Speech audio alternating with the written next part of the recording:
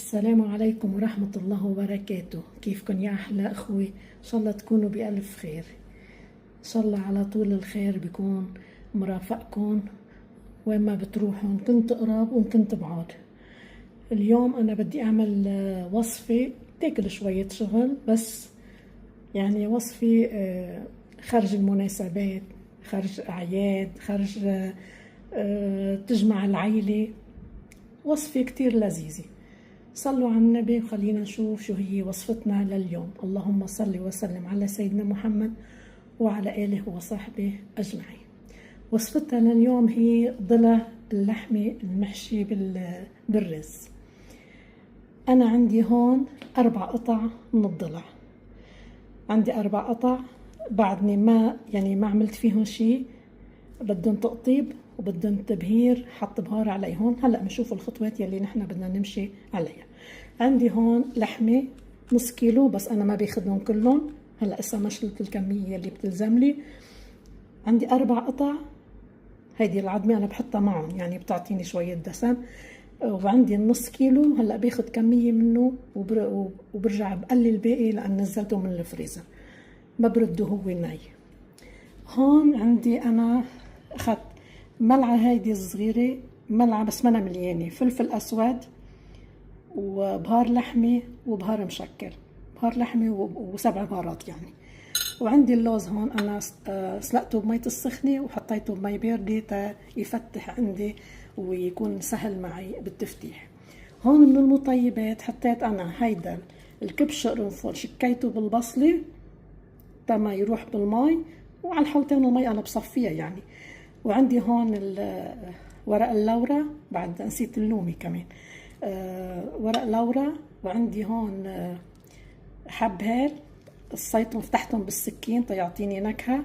وعندي عود قرفة وروزماري. هيدي المطيبات يلي أنا بدي حطها بالمرق، بس يعني حط لهم ميتهم.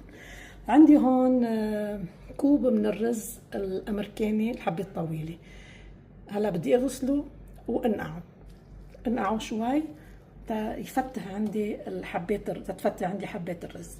هلا اول خطوة انا بدي اعملها، بدي اقطب اللحمة، خيطها وخليها مفتوحة من ميل واحد، وحط لها البهارات. هيدي البهارات هلا باخذ قسم منها وقسم تحطه بالمرق، باخذ قسم وبخلي قسم. وعندي بطريقة يعني هالطريقة هيدي يمكن تعجب بعض الستات. حطيت بهالقطرميز الماسورة يلي أنا بدي اخذ منها خيطان، فتحت القطرميز هون، فتحت له، عملت له شق بالسكين وطلعت الخيط منه. بهالطريقة أنا بسحب الخيط، ما بتتزفر عندي الماسورة البيضاء. واكيد نقطب بخيط ابيض، ممنوع نخيط بخيط ملون لانه منه صحي هذا الخيط. وفي خيطان خصوصي للحمه، بس انا هلا ما انا متسهله معي، عندي من هذا الخيط وبيقضي غرض وبمشي الحال. لكن شفنا بهالطريقه، انا بهالطريقه بشيل الخيط من قلبها وما بتتزفر عندي اللحمه وبصير الماسوره وبتضلها نظيفه. هلا تابعوني. قبل كل شيء مثل ما قلت انا بدي خيط اللحمه وبهرها. شوفوا لي كيف بدي خيطها. هيدي القطعه ما هي مفتوحه من كل الجوانب، بسكرها من هون ومن هون، وبخلي ميلي وحده مفتوحه، بخلي ميلي بس مفتوحه تحت الرز، وبرجع بسكرها بعدين من بعد ما خلص حشي، او بحط لها، لا الافضل انه نخيطها. اذا حطينا الكيردان يمكن تفتح ويطلع الرز منها، الأضمن انه نخيطها. تابعوني. هلا انا شو عملت من بعد ما قطبتهم خيطتهم كلياتهم، خليت بس فتحة من هون، حطيت لهم بهار من برا ومن جوا، بهرتهم تعطي نكهة طيبة بالبهارات. شفنا كيف؟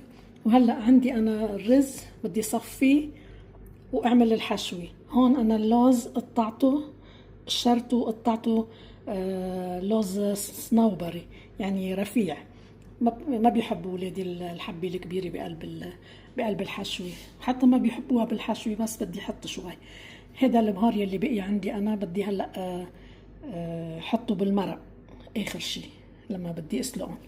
لكن هلا ححطهم بالبراد واعمل الحشوة. هلا حطيت اللوز تقليه، حطيت له شوية زيت قلي. رح شعل النار واعطيه لون زهر.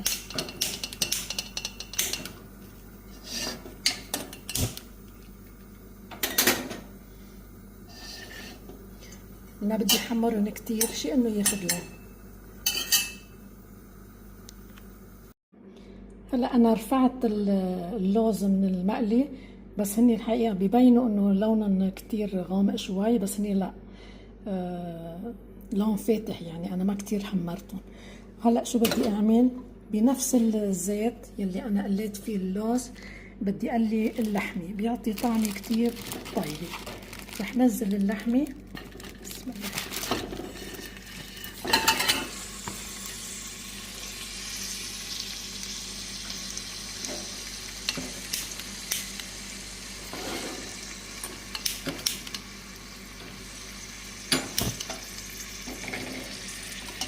بتبلها باخد طلبة وشيل الباقي.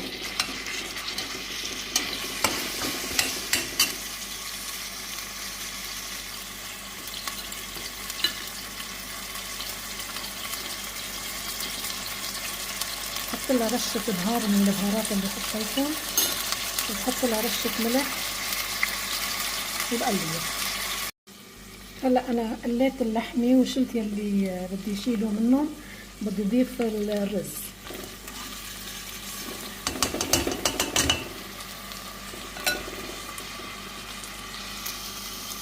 بقليه.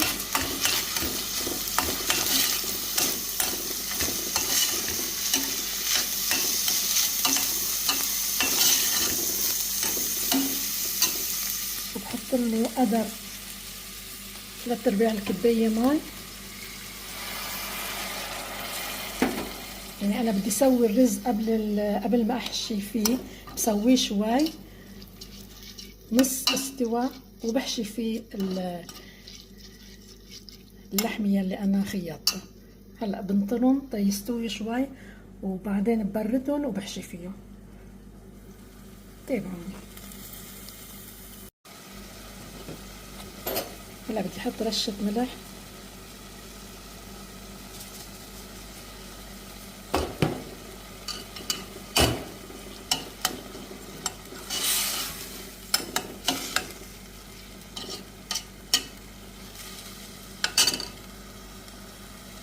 وغطي الطنجرة.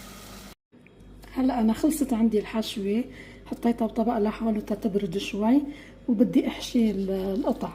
شفنا كيف هنا مقطبتها، هيدي مقطبتها كلها مخليه بس فتحة تحط فيها الرز. هلا رح احشي الرز قدامكم قطعة، واكيد من بعد ما احشي كل قطعة بدي ارجع اكملها تقطيب وبشكشكها بالسكين قبل ما انزلها بالطنجرة. بسم الله.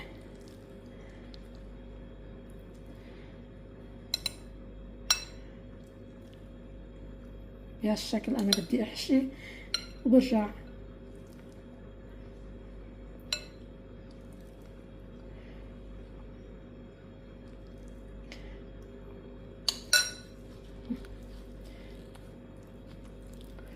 لاني عم صور وبستحكي. برجع بقطبها لما شايفين، وبجيب السكين وشكشكها وبنزلها بالطنجرة، بس الطنجرة بدي احميها. هلا خليني انا احشيهم وبعدين بنشوف الخطوات التانية. انا خلصت الحشي وقطبتهم، ومثل ما قلت لكم شكشكتهم بالسكين. هون بالطنجرة حطيت قطعة طرية ودوبتها، بدي تنزلهم واقليهم، اعمل لهم صدمة قبل ما احط لهم المي. وهون عم سخن المي بحط لهم اياها، بحط لهم مي سخنة، ما بحط لهم مي باردة. هلا بنزل القطع وما بقلبهم الا ما ياخدوا لون على ميل، اول ميل وتاني ميل برجع بقلبهم. بسم الله.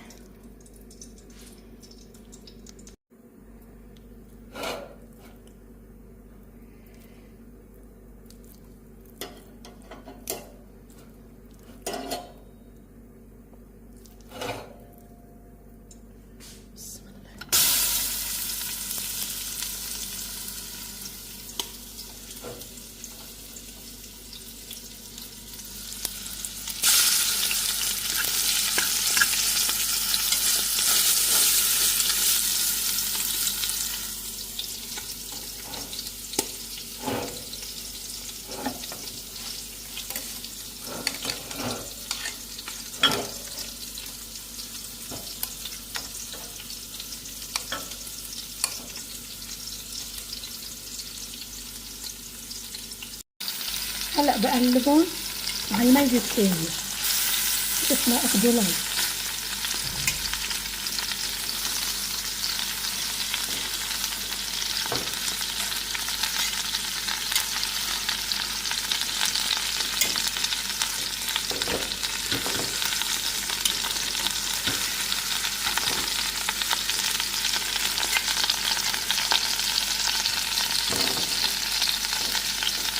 هلا بس يتقلوا على المية الثانية تحط المي وتشيل الزفرة. هلا انا مثل ما قلت لكم قليتهم باللية على نار قوية، يعني تما تطلع اللحمة العصارة اللي فيها، وقلبتهم على المية الثانية وحطيت لهم المي هلا لما طلعت الزفرة انا بدي شيلها مثل ما شايفين عم شيلها وبتخلص منها وبرجع شو بعمل بدي احط. انا شلت الزفرة وهلا بدي احط المطيبات مثل ما قلنا روزماري وكبش قرنفل. هلا بنزلهم كمان بحط رشة بهار يلي بقيت وبشوف اذا كانوا ملزقين او لا، يعني بدي اضرب ايدي تشوف ما يكونوا ملزقين باسفل الطنجرة. هلا اللي ما عنده بريستو ضغط طنجرة الضغط بيعملن على بالطنجرة العادية بس بياكلوا معه تقريبا شي ساعتين وشوي حسب. هلا انا رح اقفل الطنجرة بخليها شي نص ساعة وبرجع بخليها من بعد ما افتحها بخليها على نار بسيطة تيعقد عندي المرق. هلا يا حبيبي وصفتنا خلصت، اخذت معي نص ساعة بالبريستو، بس يلي بده يعمل بالطنجرة العادية بتاخد معه ساعتين وشوي، وحسب نوع اللحمة. يعني اذا اللحمة رخصة دغري بتستوي. يعني انا كنت توقعت انه بعد ما تخلص النص ساعة اني خليهم بعد، بس لقيتهم مستويين وما بدهم شي بقى، رفعتهم من المي تما يفتحوا وحطيتهم بطبق التقديم. الملح بنحطه اخر الشي، يعني انا حطيت رشة بالرز وما بنحطه مع اللحمة هي وعم تغلي مشان ما تقسى. اخر شي لما بدها تستوي بنحط الملح. وهيدي وصفتنا لليوم، ان شاء الله بتجربوها وبتعجبكم، وصحة وهنا على قلبكم.